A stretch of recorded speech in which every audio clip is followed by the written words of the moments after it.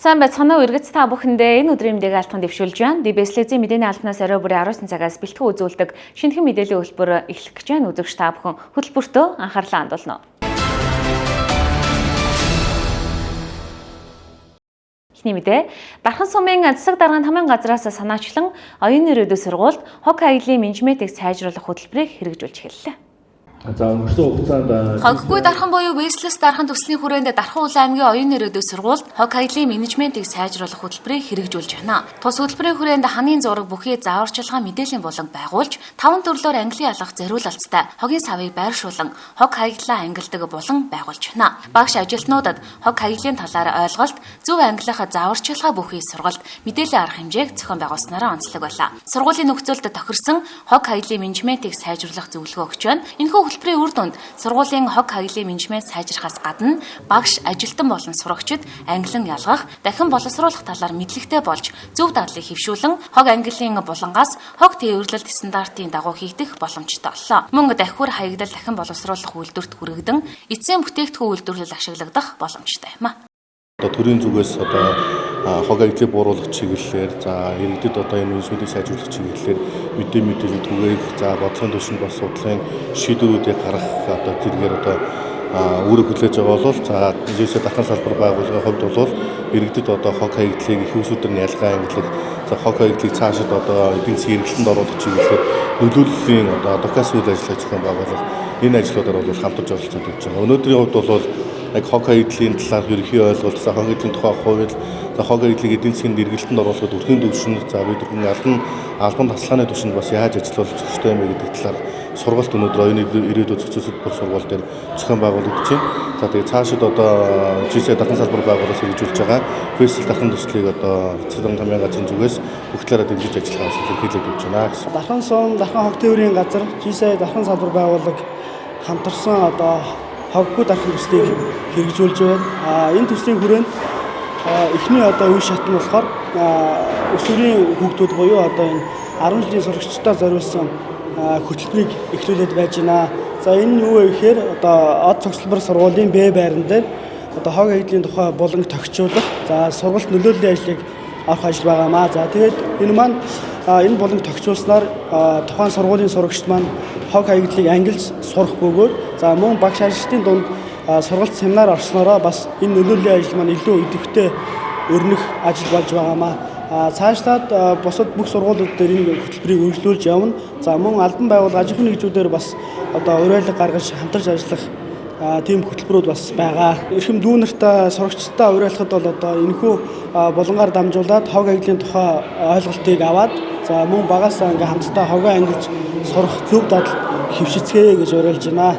Инжилээс бид яг энэ ерөнхий боловсролын сургуулиудын хог хаягдлын менежментийг сайжруулах ажлууд эхэлсэн. Тэгээ энэ удаад бол Дархан сум болон засаг Дархан сумын хог тээврийн газар дархны GCI дархан салбар байгууллагатай хамтраад бид нар энэ оюуны ирээдүйн сургуулийн багш сургууль дээр хогоо ангилах, хогны менежментийг сайжруулахын хөтөлбөрийг зохион байгуулж байна. Тэгээ одоо бол нийтэд багш нарт нь сургалтыг олгож байна. Тэгээ багш нарт нь болохоор хог хаягдлын талаарх сургалтыг нь орж өгөөд багш нараар нь дамжуулж сурагчидад нь олгох юм зорилгоор энэ хөтөлбөр маань хэрэгжиж байгаа. Ер нь бол олон улсын жишгээр яг нэг юм нийгмийн эерэг өөрчлөлт хийх юм төсөл хөтөлбөрүүдийг бол хамгийн түрүүнд сургууль дээр хийдэм байх. Тэгээд ер нь ингээд судалгаанаас харахаар эцэг эхчүүд хүүхдүүдээс маш их суралцдаг юм. Тэгээд хүүхдүүд өөрөө маш үнэнд суралцагч болдог. Багш нараасаа нэг юм сонсоод авах юм бол тэрийг маш сайн хэрэгжүүлдэг учраас энэ бол бид нар олон улсын нэлээд олон судалгааг хараад энэ хөтөлбөрийг Цаашид Дархан сумын засаг даргын хамын газартай байгуулсан санамж хүчийн хүрээнд энэхүү хөтөлбөрийг Дархан сумын бүх ерөнхий боловсролын сургуулиудад хэрэгжүүлэн байгаль дээлтэй хариуцлагатай иргэнийг өсөр үеэс нь эхлэн төлөвшүүлэх, хог хаягдлыг бууруулах, дахин ашиглах тогтвортой тогтолцоог бий болгохоор зорж байгаамаа.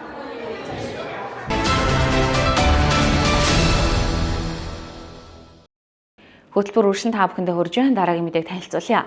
Одоогоос 160-ны өмнө буюу 1965 онд Дархны дулааны цахилгаан станц үүсэн байгуулагдаж байсан түүхтэй. Өдгөө 2025 онд компанийнхаа 60 жилийн айн хүрээнд тус компани хилтэс албадаас олон бүтээлч ажлыг нийгэмдээ чиглүүлэн өрнүүлж байна. Цаашдаа бол ингээд Дархны дулааны цахилгаан станц төрийн өмчит хувьцаат компани үүсэн байгуулагдсан түүхтэй 60 жилийн ог тохиолдуулж тус компани инженерийн алба хяналтын элцсийн нээлттэй алханы өдөрлгөөд үргэлжилж байна. Энэ хүрээнд ерөнхий боловсролын сургуулийн сурагчдаа чиглэсэн тэдний мэдлэгийг тэлэх үр өгөөжтэй ажлыг зохион байгууллаа. Тодорхойлбол дэлхийн эрчим хүч ба дархны дулааны цахилгаан станц 2025 сэдвт сонирхолтой илтгэлийг Дархан Оцдох ерөнхий боловсролын 31-р сургууль болон 4-р сургуулийн ахлах ангийн сурагчдад хүргээд байна. Улс орны аюулгүй байдал, стратегийн өндөр ач холбогдолтой эрчим хүчний салбарын тухай өнөөгийн нөхцөл байдал, цаашдын чиг хандлага, яагаад энэ мэргэжлэр сонгон суралцах ёстой вэ гэдэг сэдвээр өргөн агуулгаар сурагчдын мэдлэг тестнэрээ онцлог боллоо. Аймгийнхаа ерөнхий боловсролын сургуулийн 8-9 10 дугаар гэдэг юм ээ. Энэ сурагчдад мэргэжлийн чиг баримжааг тэр дундаа эрчим хүчний инженерийн мэргэжлийг та нар сонгооч ийм утга агуулгатай байдаг юм а гэдэг үүднээс өнөөдөр 31-р сургууль дээрээс нь 4-р сургууль дээр ирээд ингээд биднээс мэдээлэл өгöd байж байна. Сүүлийн үед бас энэ эрчим хүчний салбарыг сонгон суралцах хүүхдүүдийн төгсөгчдийн тоо буурж байгаа гэж байгаа шүү дээ. Энэ тухай мэдээлэл өгсөн. Өөрөлдөл эрчим хүчний салбар гэдэг маань нэгдүгээрт цалин үндэстэй холбоотой, хоёрдугаарт бол энэ мэргэжлийг түгээн дэлгэрүүлэх гэдэг юм бол сурчлага ажил бага байна. Нөгөө талыг хүмүүс маань юу гэдэг арай өөр салбарыг сонгоод байгаа. Нийгмийн салбар тийм ээ. Тэгэхээр инженерийн салбарыг орхигдуулах юм бол улс орны их хөгжил нэг таатай үл биш ээ. Тийм учраас ганц дулааны станц гэхгүйгээр манай мэргэжлийн сургуулиуд энэ жилээс өмнөх жилээс шиг энэ мэргэжлийн сурчлага ажил дээр нэлээдгүй ажлуудыг хийж явж байгаа. Төгсөгчийн юу гэдэг эцэгч тоо манаас нэмэгдэж байгаа. 4-р сургуулийн тухай тэгэхэд тус сургуулийн 9-р ангийн 90 гаруй хүүхэд эрчим хүчний тухай мэдлэгээ инхүү дэллээ. Манай 9-р ангийн төгсөх ангийн сурагчдад Дархны дулааны цахилгаан станцын маань мэргэжилтэн инженерүүд сургалт хийлээ. Тэгээ энэ сургалтаараа тэр болгон яригадаад бас байдаггүй дулаан цахилгааны эрчим хүчний зөв хэрэглээ, зохистой хэрэглээний талаар болон дэлхийн дулаараа хүлэмжийн ялгаруулалт зэрэг маш сонирхолтой мэдээллүүдийг сурагчдын маань газар зүй физикийн онол мэдлэг өөрсдийнх нь бас амьдрал ахуй дээр байж байгаа туршлага хэрэглэн дээр нь тулгуурлан олгож байгаа маш сонирхолтой үр өгөөжтэй сургалт болж байгаа. За энэ нь бол төгсөх ангийн сурагчдын бас нэг ажил мэргэжлийн чиг баримжаа олох энэ тал дээр бол маш үр дүнтэй ийм сургалт болж байна. 1965 онд байгуулагдсан Дархны дулааны цахилгаан станц Дархан хотыг эрчим хүчээр ханган тэтгэгч гол зүрхэн гэж зөвлөж хэлж болно. Нэгэн жарны түүхийг үдэж байгаа түүхэн айн баяраа тус хамт олон энэ мэтчлэн олон бүтээлч ажиллаар өрнөлж байна.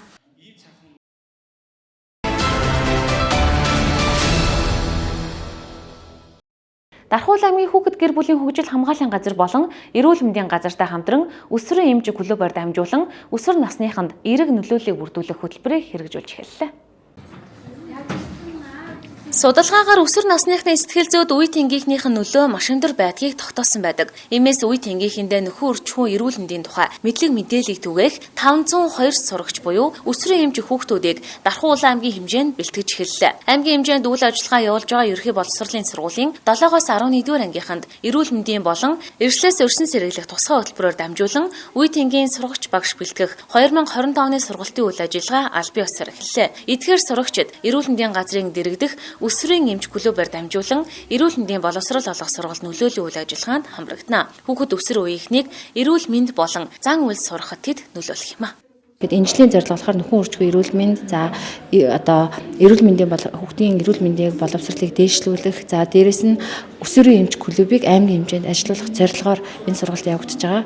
За ингээд клубээр дамжуулаад клубд байгаа харилцаж байгаа хүүхдүүд маань үе тэнгийнхандаа эрүүл зан үйлд сурахад дэмжин туслах зорилготойгоор үйл ажиллагаа явуулна гэсэн үг. За клубийн ерөнхий удирдлага арга зүгээр эрүүл мэндийн газар маань өөрсдөө хариуцаад явна. За мөн сургуулийн хэмжээнд бол эмч нар нь өсвөрийн клубээ арга зүйн удирдлагаар хангаад явна гэсэн үг. Тэгэхээр энэ үйл ажиллагааг болохоор эрүүл мэндийн газар, боловсролын газар, за хүүхэд гэрлийн хөгжил хамгааллын газар гэдэг 3 газар ингээд хамтраад зохион байгуулж байгаа. За дээрээс нь сургуулийн эмч нар маань энэ дээр ач холбогдол өгч эмч болох сонирхолтой ирээдүйд эмч болох сонирхолтой эмчийн мэргэжлийг эмч эмнэлгийн ажилтан болох сонирхолтой хүүхдүүдийг нөлөөдөлхөө энэ сургалтанд хамруулж байгаа. 2024 онд бас 715 хүүхдийг аймгийн хэмжээнд бэлдсэн байгаа. Энэ удаад бол 502 хүүхдийг өсвөр үеийн одоо сурагч багшаар бэлтгэж байна. Энэхүү үйл ажиллагааг бид нар бэлтгэснээрээ нөхөн үржих эрүүл мэндийн боловсролыг олгох, мөн эрүүл зан үйлд хэвшүүлэх энэхүү үйл ажиллагааны одоо гол зорилго нь оршиж байгаа. Мөн эрүүл мэндийн газрын дэргэдэх өсвөр үеийн кабинетийн дэргэд үеийнгийн сурагч багш мөн эмч клубыг нээхээр одоо энэхүү ажиллагааг зохион байгуулж байна. Энэхүү үйл ажиллагаанд манд эмч болох сонирхолтой хүүхдүүдийгээ дараа нь бид нар ашигчиж шалгаруулж авчаад эрүүл мэндийн газрын дэргэдэх өсвөр үеийн кабинеттай хамтарч ажиллах, мөн хүүхдүүдтэй эрүүл зан үйлийг хэвшүүлэх сургалтыг одоо нөгөө хүүхдүүдээрээ түгээх. Мэдээж энэ хүүхдүүд маань хамгийн түрүүндээ эрүүл ахуйн өсвөр үеийн охидын эрүүл ахуй болон хүүхдийн эрүүл ахуй мөн одоо нөхөн үржихуйн нас гэж юу нь юу вэ? Гэр бүл төлөвлөлт гэж юу нь юу юм гэдгийг бид одоо эртнээс энэ хүүхдүүдтэй мэдээллийг зөв мэдээллийг өгснөөрөө гэр бүл төлөвлөлт нөхөн үржихуйн насн дээр ирэхээр гэр бүл төлөвлөлтийг зөв бас төлөвлөх болно. Наа болохоор 9 гэдэг би болохоор 16 дугаар сургуулийн 8 б ангид суралцдаг. Би харин ирээдүйд харин нэмч олъё гэж бодоод тэгээд үеийнхийнхаа хүүхдүүдэд бас зөвөр үлгэрлэе гэж бодоод болохгүй юм зааж өгье гэж бодоод өнөөдөр ирсэн байгаа. Ерөнхийдөө бол чухал элдв янзын өвчин тусна. Тиймээс сэргийлээд эрүүл мэндийн мэдлэгтэй хань чухал. Дархуул аймгийн хэмжээ нийтдээ 4 сумын ерөнхий боловсролын сургуулиудын 8-аас 11-р ангийн бүх бүлгээс нэг эрэгтэй, нэг эмэгтэй хүүхэд буюу нийтдээ 502 хүүхэд ийхүү өсвөрийн сурагч багш, өсвөрийн эмчээр бэлтгэгдэж байна.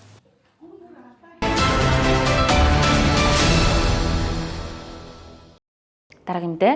Дархны хүүхдүүдэд хоригдох жилдээ гамшигын аюул дэлхийд дахинд зохион бичлэгийн уралдаанд оролцож их дэлхийгээ хайрлахыг уриаллаа.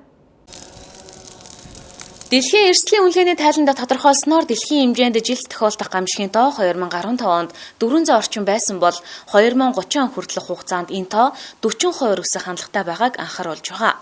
Иймд гамшигын аюулыг хүүхэд багчуудад ойлгон таниулах, байгаль дэлхийтэйгээ зүй зохистой харьцах тухай томоохон зорилгыг агуулсан гамшигын аюул дэлхийд дахинд зохион бичлэгийн уралдаан Дархуул аймагт хоригдох жилдээ зохион байгуулагдлаа. Тодорхойлбол Дархуул аймгийн иргэдийн төлөөлөгчдийн хурлын даргын ивэлд ор аймгийн онцгой байдлын газар, боловсролын газар хамтран хэрэгжүүлсэн энэ удаагийн уралдаанд ерхий боловсролын 14 сургуулийн 810 хүүхэд өөрийн дотоод сэтгэлээс урган гарсан зохион бичлэгээ бодит тоо баримтанд тулгуурлан ур ухаанаа уралдуулсан юм а. Өмнөх жилээс оролцогчдын тоо 15% өссөн үзүүлэлттэй байгаа нь саашаалтай байлаа. Нийтдээ ахлах дунд гэсэн 2 төрөлд 1, 2, 3 тусгай байрын эздийг тодруулан 31 сурагчдын бүтээлийг алдаршууллаа. Энэ ирээдүйн сургуулийн 12-5 ангид суралцдаг Мичцмаг гэдэг.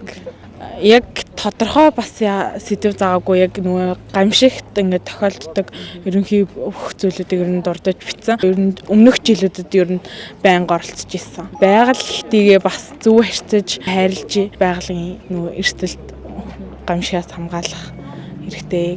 Сайн байцгаана уу, намайг Инэрл гэдэг. Би оюуны ирээдүйн төгсөл бос сургуулийн 6-гийн 7 ангид суралцдаг. Гамшигын аюул дэлхийд дахинд уралдаанд 1-р байранд орсон. Гамшигын аюул дэлхийд дахинд нь одоо дэлхийд дахинд болж байгаа гамшигууданд ер нь гол буруутай зүйл нь хүмүүс гэж боддог. Одоо бид нар ээж аавыгаа хайрладаг шиг их дэлхийгээ хайрлаасаа гэж бүх хүсэж байгаа. Их дэлхийн байхгүй бол хүмүүс бид нар амьдарч чадахгүй. Тиймээс байгаль орчноо их дэлхийдээ хайртай байгаасаа хүрээнд бичсэн. Тэгээ Google-с бол маш их зүйл одоо уншиж судалж бичсэн. Тэгээд сайн одоо сусласны эцэст тэгээд бичсэн. Хамгийн их сэтгэл зориулсан гэх юм бол одоо хүмүүс ой хэрийн төмөрийг одоо хүмүүс жижиг шажиг алдаанаас болж одоо гал төмөр гардаг. Тий хамгийн одоо айцтай зүйл нь гэх юм бол хүмүүс бид нар өөрсдөө ягаад тэгвэл буруу зүйл хийгээд их дэлхийгээ байгаль хийжигээ гомдоогоод байгаад бас сэтгэл өвдсөн. Наадланбаатар гэдгээ би 18 дахь сургуулийн 9А ангийн сурагч. Ер нь тэгэл өөрийгөө сорж үзэхийн тулд ларсан. Миний сэдв бичсэн сэдвүүд гэвэл нөгөө нэг гал төмөрийн тухай. Одоо нөгөө нэг хавар олж байгаа болохоор хавар нин их ингээд нөгөө нэг төмөр гардаг болохоор тэгээд төмөрийг сонгож авсан. Энэ нөгөө төмрийн асуудал болохоор яг хувь хүнээс шалтгаална л да. Яг нэг хувь хүн өөрөө одоо жоохон сэрэмжтэй байхад галын ер нь аюул багасл гэж би өөрөө боддیں۔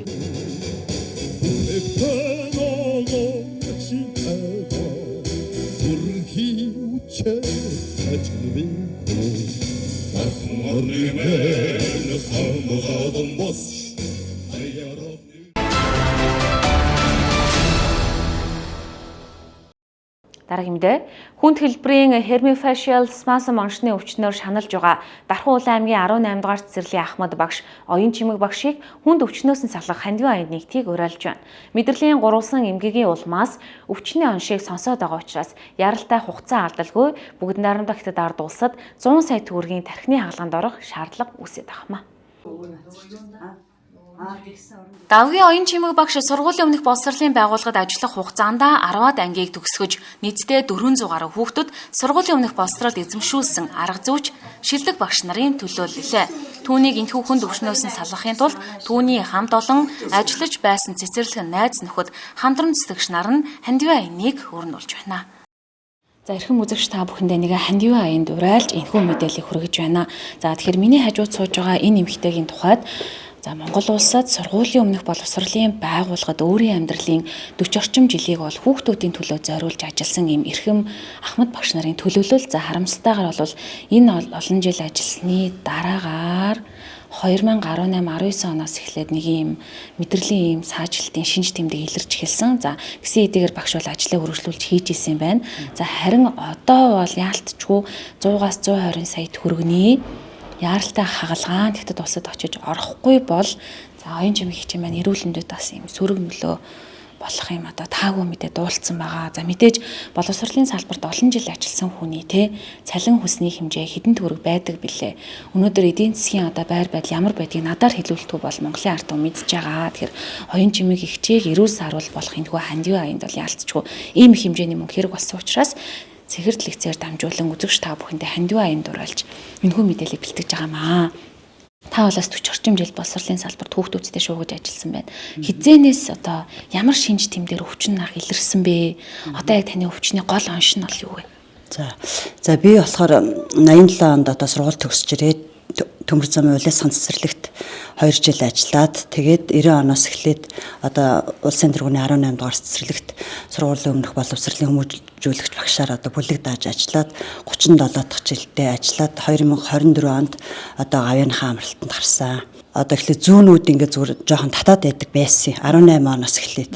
Тэгэл одоо нэг хүүхдийн шуугаанд бид нар чинь угаасаа багш нарын л одоо бас мэрэгчлийн өвчин гээл нэг тоохгүй яг зурныхаа амралтаар бид нар ч одоо ингээд 6 сарын 1-нд амраад зурныхаа амралтаар бол тэгээд ер нь Улаанбаатар хотод тэр найрамдлын эмнэлэг тэгэл тэр нөгөө мэдрэлийн рефлекс эмнэлэг энтерт бол шинжилгээ хийж зүүмүүд тавиулж ерөөсө яваагүй газаргүй л явсан жил болгон 100 явдаг байсан. Тэгээ энэ маань одоо 18 оноос гэдэг чинь ер нь хүндэрсээр байгаад тэгээд 2021 онд бас нэг тархины ямраа Улаанбаатар хотод ахуулсан. Тэгээд 22 онд дахиж нэг тодсогчтой ямраа ахуулсан. Тэгээд тэрийг одоо 3 дугаар эмнэлэг рефлекс эмнэлэг гэдэг бүхэн гайгүй гэсэн эмнэлгүүдээр уншуулхад одоо тархинд голомтонд ямар ч өөрчлөлт байхгүй зүгээр гэсэн онцтой байгаад ирсэн. Тэгээд энэ маань ингээд ерөнхийдөө ингээд маш их хүндрээд ерөнхийдөө сүүл рүүгээ хацар нүүрлүгээ татаад тэгээд одоо ингээд чих сонсгол руугаа сүүлийн үед ингээд нөлөөлж эхлэнгүүт би сая ингээд 1 сараас эхлээд одоо гадагшаа орон руу ер нь хандаж үзээгээд одоо тархиныхаа 2002 оныхаа ямрааг Солонгос улс руу тэгээд Хятадын Бээжин хот руу Шанхай руу тэр хөх хот руу явуулж үзсэн. Тэгээ эндээс бол ингээд саяхнаас ер нь 3 сард хариунууд ирсэн. Тэгээд энэ хариу эрэхтэй бол одоо хүнд хэлбэрийн тэр перис спазм гэдэг тэр нь болохоор одоо нөгөө мэдрэлийн судас дарагдсан. Тэгээд одоо судас хоорондоо ингээд нэг орооцолцсон тархинд зүүн тал руугаа дамгайлсан. Тэгээд энэ нь болохоор ингээд цаашдаа гаднаасаа бол ямар ч эмчилгээ хийгээд ер нь бол үр дүн байхгүй, зүүн мүү тавилаач нэмэр байхгүй. Тэгэхээр энэ ингээд нэг хаалгааны заалттай ирсэн. Тэгээ Шанхай хотоос болохоор бас нээлттэй хаалгаа. Тэгээ Солонгосоос бас яг л энэ онш яг л яваарал ирсэн, оншорол ирсэн. Гэхдээ Солонгос улсад болохоор бас нөгөө тархины хаалгаа чинь юугаараа жоо өндөр өртөгтэй. Тэр Шанхай нь бас жоо өндөр өртөгтэй. Тэгээд ерөнхийдөө Бээжингийн тэр улсын 4-р эмнэлэг гэдэг тарих мэдрэлийн дагнсан тийм эмнэлгийн тэр мэс заслын эмч нартай бас өнөр жуулчлуулж холбогдсон. Зураг өгсөн. Тэгэхээр энд болохоор яг тэр тарих мэдрэлийнхаа мэс засалт ер нь тийм давуу талтай эмнэлэг юм шиг санагдаад тэгээд энэ эмнэлгийг тэр Бээжин хотын Чайнан эмнэлэг гэдэг тэрний тэр тарих мэдрэлийн мэс заслын эмнэлэг рүү хандаж тэгээд энэ болохоор ер нь одоо ингээд Бээжинд 6 сард болохоор их маш халуун орчдөг ер нь даруйхан ирж яахгүй бол наадах ч улам хүндэрч мэдрэлийнхаа судсыг дарж одоохондоо бол ингээд бас нөгөө чих нүд рүү ер нь нөлөөлж эхэлж байгаа учраас даруйхан хаалганд орох шаардлагатай гэсэн. Тэгээ энэ одоо 2002 оны одоо нөгөө тарихны Ямраны зурагаас ингэж яаж байгаа. Тэгээ очиод бас ерөнхийдөө бас ер нь бүх шинжилгээнд ордог юм байна. 5 хоног бүрэн шинжилгээнд амрагдчихэж хаалгаанд орно гэсэн. Одоо бас ингээд санхүүгийн бэрхшээлхээр бид нар ч одоо бас ингээд нэг тэтгэвртэй гараад нэг авьяандаа гараад бас нэг тэтгэмжийнхаа 5 цасыг бас ерөнхийдөө эмчилгээндээ бөөгнүүлнэ гээл одоо нөхөртөө göцөг хоёулаа бас бөөгнүүлээл. Тэгээ яг сүүлийн жилүүд бүр айгүй тийм хурдан жоо өндөрч байгаа нь бас мэддэгдээд байгаа байхгүй юу. Тий.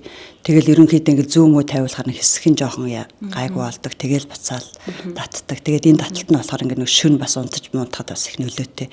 Яг ингээд өөрт мэдрэгдээд байдаг унтаж чаддаггүй. Тий. Юунаас улбаалж бас юм магадгүй таас боловсролын салбарт хүүхдүүдтэй шуугаж ингэж ажилдаг байснаас үүдсэн болов уу? Та судалж үзсэн үү? Энэ өвчлөл юунаас шалтгаалж? За тэгээд энийг бас ингээд судалж үзсэн.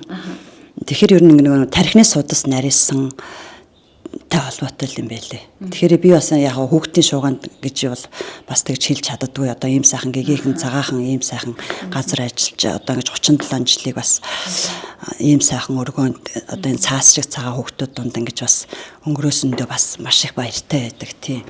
Тэгээ ер нь бол ингээд багш хүний одоо хамгийн тийм одоо эрүүл мэндэд жоохон нөлөөлдөг юм бол ерөөсөө тарих мэдрэл. Ямар ч багш ингээл тэтгэврт гарахад бол дандаа л тарихны асуудалтай, толгойн асуудалтай тэтгэвртээ гардаг. Тэгээд бас тэрнээс нөлөөллөө л гэж би бас бодчих л байна л да тий. Тэгээ ерөнхийдөө ингээ энийг судлахаа ядаргаанаас үүдэлтэй гэдэг юм байлаа мэдрэлийн судас. Хятад улсад яаралтай тархины хагалгаанд орно гэсэн үг. Тий одоо нээлттэй хагалгаа. Тэгээд яг очиж үзэж байгаад ямар ч байсан хятад чинь тэр нэг тархины мэс заслын хагалгаагаараа бол ер нь тийм жоохон өндөр юутай хүчин чадалтай тэр тоног төхөөрөмжин ч гэсэн тийм гэж бас хүн амтнаас дам сонссон. Тийм учраас хятад орныг ямар ч байсан зориод үзье та гэж одоо шийдчихээл. Тэгээд одоо бас даруйхан гэхээр 28-ны нислэгийн билет авчаад тэгэл байж. Одоо нууц шуулын хэдэн сая төгрөг яг дутж байгаа вэ? Одоо бол тэгэл ах トゥ тэгэл өөрснөөсөө ингэж цуглуулахад ямар ч байсан нэг 60% нь бол боломжийн гэж бодоод байгаа юм. Тий. Тэгээд яг үлдэгдэл нэг хэдэн төгрөгөө бас юу ячвал тэгэл боломжийн. Тий. За тэгээд миний хувьд одоо баг гэд багтахгүй нэг жоохон да нэг нэмэр ханд болчихтол тэгэл ерөнхийдөө бас болно даа л гэж бодож байна. За таны ингээд хандын одоо аян чин сайхан үргэлжлээд 100% төлбөрөө бүрдүүлээд эрүүл харуул болоод эргээд хөргөн шавнартаа хамт олондоо гэр бүлдээ эргэж сайхан ирээд баяртайгаар уулзалтгай гэж танд өрөөж байна. Тэгээ та бүхэнд ч гэсэн маш их баярлалаа. Хамт олондоо маш их баярлалаа. Тэгээд үеийн бас нэг боловсролын салбарт хамтран зүтгэжсэн бүх одоо сургууль хүмүүжүүлэгч багш нартаа маш их баярлалаа. Тэгээд цаашдынхан сургууль хүмүүжүүлэх хийх үйлсэд өндрөөс өндөр амжилт хүсье өрөөё. Тэгээд одоо сайхан эрүүл сарвал болоод бас ингээд та бүхэнтэйгээ уулзахыг л эрүүл болгож байна да. За эрүүлэр болголтой. Манай багш болохоор 1987 онд төгсөж ирээ. 87-аас 88 онд төмөр замын цэцэрлэгт ажиллаж байгаа. Тэгээд 89 оноос хойш яг манай энэ цэцэрлэгт тасралтгүй одоо 37 жил ажиллаж байгаа. Сургуулийн өмнөх боловсролд ажиллаж байгаа багш байгаа. Тэгээд энэ багш маань одоо ингээд яг ажиллах хугацаандаа бол маш үр дүнтэй, бүтээлтэй, тий олон шав нарыг төрүүлсэн. Нийт одоо дундчлах юм бол нийт 300 гаруй хүүхд ингээд яг сургуулийн өмнөх боловсролд бэлтгэсэн ийм одоо арга зүйтэй, туршлагатай, авьяастай тий одоо ийм ур чадвартай багшаа. Тэгээд багш маань одоо энэ олон жил ажиллаж байгаад энэ цэцэрлэгээс тэтгэвртэй 24 онд тэтгэвртэй гарсан. Тэгээд бид бас багшигаа бас үнэхээр ур чадвартай учраас цааш нь сунгаад бас нэг хэсэг ажиллуулсан. Тэгээ манай багш бол үнэхээр одоо сэтгэлтэй тий ингээд тал талын авьяастай ийм багш байгаа. Тэгээд багшид маань бас ингээд өвчний юм хүнд шинж тэмдэг бас нэлээд хэдэн жилийн өмнө илэрсэн байлээ. Тэгээд багш бид нар чинь ингээд хүүхдийн төлөө тий би яах вэ хүүхэд гэж явсараад эцэст нь одоо яг ийм байдалд оржээ. Гэхдээ бид нар бас цаг хугацаа алдалгүй үзүүлээд багш маань үзүүлээд оншоо тогтоолгоод бас ингээд хятад улс руу бас эмчлэх ингээд боломж нь нээгдсэн. Тэгээд боломж нээгдсэнд бас талархалтай байгаа. Тэгээд бид бас цэцэрлэгийнхаа хэмжээнд бас энэ хандив аянд ингээд бүх одоо Дархан аймгийн хэмжээний сургуулийн боловсролын байгууллага болон одоо сургууль тий төрийн бүх байгууллагууд ингээд урайлаад манлайлаад бас бид одоо энэ хандив аяныг ингээд эхлүүлсэн явж байгаа. Тэгээ энд маань бас хүмүүс нэгдээд хандивт нэгдлээ гэд ингээд төрөвчээсээ ингээд яг дансанд нь ингээд бас багш ингээд данс руу шууд мөнгө ороод эхэлсэн байгаа. Тэгээд бас энэ хандивт нэгдэж биднийг ингээд дэмжиж манай багшийн маань бас эрүүл сарвал байх тий энэ бүх энэ зүйл дээр бас хамтран дэмжиж туслаад одоо багшийн маань эрүүл болоход дэмжээсэй л гэж одоо хүсэж байна. Тэгээд энэ хандив аянд бас нэгдээд бас сэтгэл зүрхээрээ бас нэгдэж өгөөрөө олон жил ингээд сургуулийн боловсролын байгууллагад ажиллаад одоо би сэтгэлээ одоо бүрэн зориулчаад эцэст нь одоо ингээд эрүүл мэндийн дээр бас тааламжгүй юм мэдээ сонсоход бидний хувьд гэсэн үнэхээр бас хүндрэлтэй байсан. Тэгээд бид нар бол ямар ч байсан 100% итгэлтэй байгаа. Одоо эрүүл болно, хаалгааны амжилттай болно гэдэг итгэлтэй байгаа. Тэгэхээр та бүхэн минь ингээд багшийн маань дэмжиж ингээд хамтраад тий ингээд хандив аянд нэгдэж өгөөрөө гэж уриалах байна. Миний хувьд бол оюун жимгэн багштайгаа бол 15 жил бол хамтарч ажилласан. Тэгээд цэцэрлэгийн багшийн ажлыг бол өстой үнэхээр хийж мандаж байсан юм мундаг багш байгаа. Хүүхдийн төлөө бол олон жил ингэж тууштай ажилласан. За манай багш маань бол олон зуун шавнартай, олон зуун эцэг эхчүүд маань ч одоо үүнийг харж байгаа. Тэгэхээр багшийн маань эрүүл мэндэд маань яг ноцтой асуудал гарсан учраас одоо бид нар тий одоо Ахмад багшийн хувьд миний хувьд бол тий бас та бүхнээс урайлж байна. Багшийн маань одоо эмчилгээний заалд тий хандив үзүүлээч, хүүхдийн төлөө хүүхдийн хөгжлийн төлөө чин сэтгэлээсээ бүхэл бүтэн одоо тий өөрийнхөө амьдралыг зориулсан багшд маань бол тий бас ингэ туслаарай гэд бүх нийт одоо шав нартаа эцэг эхчүүдтэй хамтран ажиллаж исэн үеийн одоо багш нартаа боловсролын одоо байгууллагын одоо удирдлагууд болон сургуулийн боловсролын тий байгууллагын ажилтан албан хаагчдаа бүгднгээс нь уриалж байна. Дархан аймгийнхаа нийт сургууль цэцэрлэг боловсролын байгууллагын ажилчид болон үеийн төгсөгчд 18 дугаар цэцэрлэгийг төгссөн төгсөгчдийнхээ эцэг хандаж уриалахад одоо боловсролын байгууллага амьдралынхаа 37 жилийг зарцуулсан хүүхдийн ирээдүйн сайн сайхны төлөө хүүхдийн боловсрох сурч хөгжихт нь одоо хүчин зүтгэл гаргаж ажиллаж байсан оюун чимэг багшийн өвчний одоо эдгэх хандив аянд бүх хүмүүсээ эцэг эхчүүдээ үеийн төгсөгчдөө уриалж байна. Одоо бидний энэ үйлсэд одоо зөвхөн ч гэсэн баг нь багдахгүй 5 10 сэтгэлээрээ ингээд дэмжиж оролцооч гэж уриалж байна нийт эцэгчүүдтэй. Далаа тусал нэмэр болж хандив аянд нэгдэх хүсэлтэй хүмүүст хандивын насны мэдээллийг хүргэж байна. Хаан банкны данс 50 46 тэг 3 26 14 гэсэн тооц дансаар сэтгэлийн өргөлөө илгээгээрэй. Мөн 99 50 52 12 99 16 54 20 гэсэн дугаарын утсаар холбогдох боломжтой. Сайн үйлс бүхэн дэлгэрэх болтугай. Одоо энэ ангид Үзэгч та бүхэнд өнөөдрийн мэдээлэлд танилцууллаа. Харин одоо цаг агаарын мэдээлэлээ хүлээн авна.